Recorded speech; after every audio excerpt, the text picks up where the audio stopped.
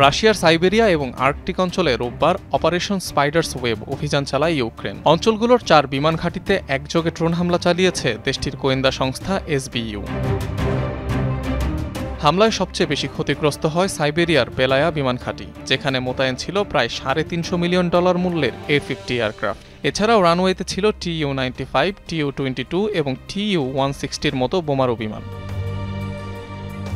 কিয়েভের দাবি, ড্রোন হামলায় ক্ষতিগ্রস্ত হয় মস্কোর 40টিরও বেশি বোমারু বিমান। অবশ্য ইউক্রেন থেকে প্রকাশিত এক ভিডিওতে যুদ্ধযানগুলো থেকে ধোঁয়া এবং আগুন উঠতে দেখা যায়। এসব হামলায় কম করে হলেও রাশিয়ার $2.2 বিলিয়ন ক্ষয়ক্ষতি হয়েছে বলে দাবি করছে ইউক্রেনীয় গণমাধ্যমগুলো।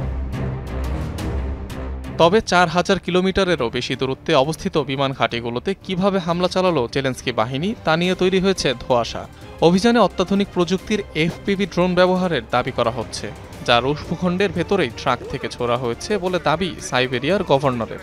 এ সংক্রান্ত একাধিক ফুটেজও ছড়িয়ে পড়েছে। রাশিয়ার সাথে যুদ্ধ শুরুর পর সাইবেরিয়ায় এটিকেই ইউক্রেনের প্রথম হামলা হিসেবে দেখা হচ্ছে।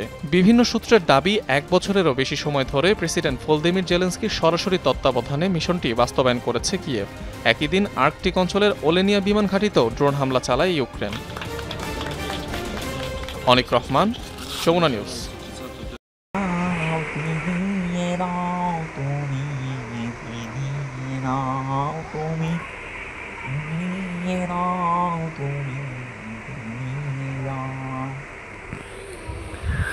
আমাকে কষ্ট দিয়ে কেন তুমি দূরে চলে যাও?